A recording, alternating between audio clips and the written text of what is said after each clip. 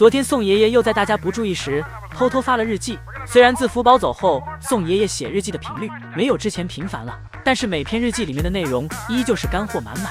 开头宋爷爷讲到，现在已经进入了炎热的夏天，瑞宝和辉宝现在明确感受到了周围环境的变化，除了炎热的气息，例如之前宋爷爷在视频中提到的青蛙叫声，这都是进入夏天的标志。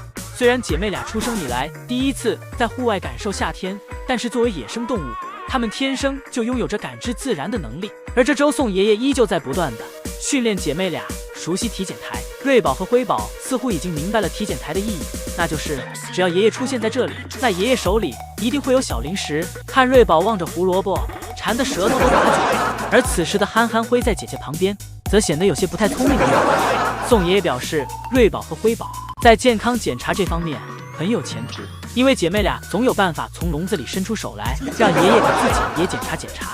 同时，这周宋爷爷还在日记里回复了姨姨们关注的体重问题，例如瑞宝和辉宝的体重现在每天都差不多，为什么没有了明显的变化趋势？宋爷爷表示，这都是正常现象。对于瑞宝和辉宝现在的体重，可能会保持1个月或几个月都不会发生变化。宋爷爷表示，这种停滞期是正常的，等他们再次恢复时，不仅体重方面会发生变化，身高等方面也会有明显的成长。瑞宝和辉宝现在的体重都属于健康状态正常范围。同时，宋爷爷表示，对于瑞宝和辉宝这方面的问题，韩国饲养员一直都在与我国专家共同关注着，让姨姨们不用担心。而且随着长大，瑞宝和辉宝现在对于自己的栖息地也发生了改变。宋爷爷表示，在野外，瑞宝和辉宝这个年龄阶段会面临天敌的风险，所以他们现在处于本能，会给自己寻找一个安全的地方进行栖息。而瑞宝和辉宝的选择就是园区里的小树。经过宋爷爷的仔细观察，每天早上爱宝去室外散步时，姐妹俩都会爬上小树。现在姐妹俩在妈妈不在时，已经懂得如何去保护自己了。细心的去看瑞宝和辉宝成长过程的话，真的会发现大熊猫的每一个成长节点都很有趣。瑞宝从小就学会了爸爸的双臂大回旋，精彩程度一点也不输乐宝。灵活的瑞宝在小木床与扶手之间反复横跳。昨天是瑞宝和辉宝第一次在室外园区营业，而瑞宝和辉宝的性格也开始呈现。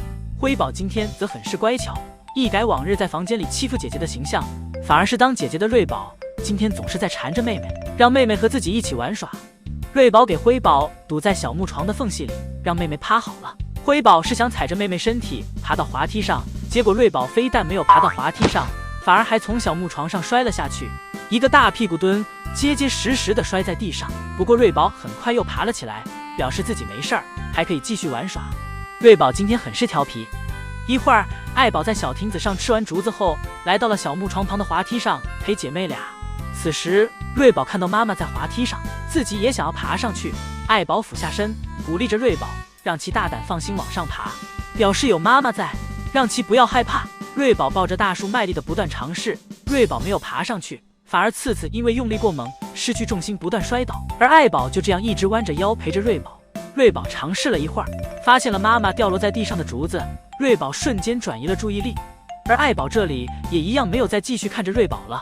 刚才母爱的画面一转，爱宝从滑梯上下来，来到小木床上，抱着扶手啃了起来。在室内憋了半年之久，这一下终于可以得到释放了。爱宝抱着扶手不断啃咬，玩开心了，还在扶手上蹭来蹭去。瑞宝被妈妈的这一操作震惊了，心想：妈妈以前也不这样呀，妈妈是不是疯了？瑞宝的小眼神里全是内容。瑞宝走上前，让妈妈不要再啃了，再啃爷爷该生气了。而辉宝此时早已坐在门口等待下班了。没想到辉宝刚上班第一天就感觉到了疲惫，亦或是今天第一次上班，对周围的环境还有点生疏。等过几天熟悉一些，想必就会活泼很多。因为瑞宝和辉宝在室内的时间里，福宝一直在室外。为了让福宝回室内休息休息，爷爷让爱宝和姐妹俩在室内玩了一个上午后，便让其先回家了。当其回家后，爷爷拿来工具为福宝收拾园区，保证一会儿福宝来到园区时，园区依旧是新的才行。爷爷四处观察，检查得很是详细。宋爷爷还细节地对通道门口的青团进行了清理，防止福宝闻到气味后吃醋有小情绪。而此时福宝已经坐在通道门口，等不及的想要回去了。姨姨们终于再次看到福宝不需要爷爷哄，也会主动要求回室内的样子了。爷爷收拾完后给福宝把门打开，因为这天排队的人很多。姨姨再次回来时，福宝已经在树上睡着了。宋爷爷喊都喊不醒的那种。宋爷爷在园区为福宝收拾着刚才吃剩的竹子，宋爷爷还给姨姨们上了个才艺，横跳独木桥。而福宝这里只有等待他自然睡醒后才能让其回家。爷爷已经给通道门打开了，还为福宝准备好了胡萝卜，静等福宝醒来。姨姨们期盼已久的瑞宝和辉宝出外场的样子来了。这天瑞宝和辉宝早上起床时发现妈妈不见了，于是姐妹俩便开始在房间四处寻找妈妈。瑞宝和辉宝通过妈妈的气味找寻到了通往室外的通道门口前。瑞宝和辉宝很聪明，因为此时爱宝真的在室外，此时正在室外吃竹子。爱宝在吃竹子时似乎是听到了瑞宝和辉宝在门里嘤嘤嘤的声音。爱宝走到门口叮嘱着瑞宝和辉宝，让其自己乖乖在房间，表示妈妈在外面玩一会儿就回去。一会儿爱宝在室外玩够了回到家，爱宝离开没一会儿再回来时，瑞宝和辉宝就对妈妈很是想念了，一直跟在妈妈身后。很快时间来到了12月31日，瑞宝和辉宝似乎知道爷爷今天将带自己去室外玩耍，姐妹俩表现得异常激动，就像是人类小孩要跟着妈妈去郊游一样。爱宝则蹲在门口回头看向奶爸，似乎是在问奶爸真的要带他们出去吗？奶爸会后悔的。江爷爷似乎没懂爱宝的意思，很快就给通道门打开了。爱宝率先走出门，瑞宝和辉宝则在门口仔细闻来闻去，确认这个地方是否安全。爱宝看到奶爸在，自己便直接去玩耍享受了，而瑞宝和辉宝则一直在门口徘徊，不敢走远了。爱宝则早就给俩孩子抛到脑后了。爱宝去到小亭子上吃起了胡萝卜，而瑞宝和辉宝在门口磨叽了半小时都没有离开门口10米。不过很快瑞宝便给爷爷带来了惊喜，瑞宝通过门口的石头爬到了坡上，而辉宝看到姐姐爬了上去，自己也紧跟其后，这是姐妹俩的一个突破。没一会儿瑞宝便消失在了园区的草丛中，而辉宝则是没有安全感，独自回了家。没想到平时最能作妖的辉宝到了外面居然变成了胆小鬼。第二天，也就是今天上午，爷爷第2次让瑞宝和辉宝来室外。今天辉宝为了找回昨天丢失的颜面，率先出门证实自己不是胆小鬼。很快瑞宝也紧跟其后走了出来。第2次出来的瑞宝和辉宝明显和昨天不一样，辉宝甚至敢在园区四处走动了，好奇地找寻着园区的各个角落。瑞宝和辉宝跟在爱宝屁股后面的样子简直不要太可爱，俩姐妹跟着妈妈走来走去。瑞宝在妈妈吃竹子时开始练习爬树了，但坚持没一会儿就从树上掉下来了，毕竟是第1次，爷爷表示瑞宝做到这样已经很棒了。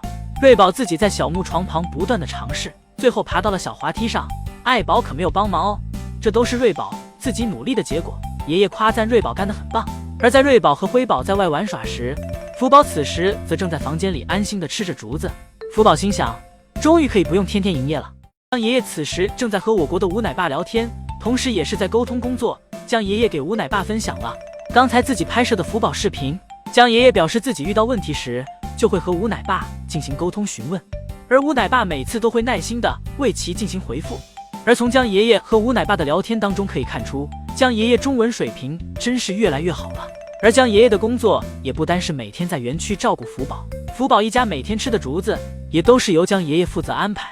福宝一家吃的竹子大到品种，小到产地，都是经过江爷爷亲自挑选的。而视频中的江爷爷此时就是正在为福宝一家挑选竹子。爷爷表示这是福宝一家最喜欢吃的竹子，也就是福宝一家每天的主食。江爷爷表示当时自己发现这片竹林时很是开心，因为韩国竹子的品种比我国要少许多，所以能找到一款福宝一家都喜欢吃的竹子，江爷爷很是开心。而在这个地方除了竹子以外还种植着许多的小树，而江爷爷手里的这棵就是福宝园区同款的南天竹，而这些小树就是为福宝和乐宝的园区布景用的。在园区外面的南天竹长得很是茂盛且漂亮，而在园区总是受福宝摧残的南天竹就显得暗淡很多，甚至很难看到南天竹的长大和结果。江爷爷表示福宝是敏感的，虽然福宝看上去大大咧咧的，但当自己为福宝栽种新的植物时，福宝都会走上前进行检查，也会第一时间发现它的存在。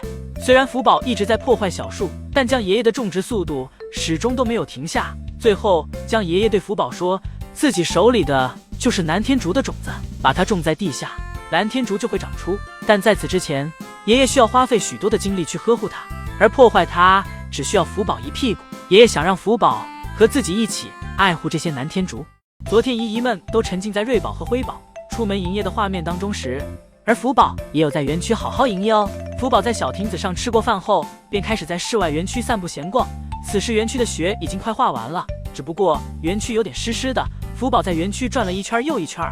爷爷看福宝有点无聊，便让福宝回了室内园区。福宝来到室内园区后，便直接来到了小亭子上吃竹子。看样子，福宝刚才是在室外园区逛饿了。小亭子上的竹子，福宝一根接着一根，福宝的小肚子逐渐隆起。一会儿，福宝吃饱后去到了小树上休息。而宋爷爷看福宝今天在室外园区时没有玩雪，猜到是因为室外园区的雪都已经冻硬了。不知道宋爷爷又从哪个动物的园区偷来2桶雪，给福宝倒在了小木床上。宋爷爷真的很宠福宝，福宝心情的变化和他的一举一动，宋爷爷都看在眼里。而福宝此时正在树上看着爷爷为自己所做的一切，心里深受感动。宋爷爷给雪倒在小木床上后离开，而福宝的眼神从爷爷来了之后就没有从爷爷身上离开过。而爱宝乐园昨天也发了最新的公告，表示瑞宝和辉宝从1月4日开始将开始营业，而且熊猫世界从之前的10点营业改到了11点营业。想必是爷爷们需要先和瑞宝和辉宝在园区适应一段时间，才放心他们自己在那里玩耍。想必将爷爷满园区抓熊的样子很快就可以看到了。今天爱宝乐园的熊猫世界要被挤爆了，有依依晒出园区里的预估排队时长，轮到自己还需要240分钟，因为今天是福宝一家5口集体营业的日子。爱宝和瑞宝、辉宝在室内园区，福宝则在室外园区，而乐宝和之前一样在自己的园区。依依来到园区时，此时瑞宝和辉宝正在小木床玩耍，姐妹俩凑在一块儿，时而观察园区，时而和彼此打闹，看上去很是开心。而且现在瑞宝和辉宝的体型近乎一样了，姨姨们还能分辨出谁是谁来吗？就在瑞宝和辉宝在小木床上摸索时，江爷爷走了进来，江爷爷给姐妹俩清理了一下小木床。爷爷手里拿的这些木头是被爱宝和瑞宝、辉宝从小木床上啃下来的，爷爷怕其划伤，先将其带走。爷爷走后，便又成了姐妹俩独自玩耍的时间。瑞宝从滑梯上伸手邀请妹妹上来一起玩，但辉宝不听，表示自己不想上去。而瑞宝由于太急切，一激动不小心没踩稳，直接从上面滚了下来。辉宝看到姐姐摔倒了，怕姐姐把脾气全撒在自己身上，赶紧离开，希望自己能逃过挨打。瑞宝爬起来后追上辉宝，再次让妹妹陪自己去滑梯上玩。辉宝看在姐姐摔了一个大屁股蹲的情分上，同意和姐姐上去玩。而此时在室外营业的福宝正在园区走来走去，从福宝微笑的表情上看上去，感觉福宝此时也很开心。福宝闻闻小树，闻闻小木床，或许是因为爷爷今天冲洗了小亭子的缘故，被水浸湿后的木头会散发出浓浓的木质气味。福宝被这个气味吸引，福宝趴在小亭子的扶手上仔细地闻着，而乐宝则是一副两耳不闻窗外事的姿态，该吃吃该喝喝。平时怎么样，今天还是怎么样。而今天姨姨还拍到了瑞宝发现小树时的样子，这睿智的大眼睛似乎像是在惊叹什么，亦或是闻到了福宝姐姐的气味。瑞宝心想，这个气味和那天隔着门骂自己的那个气味一模一样。瑞宝额头顿时直冒冷汗。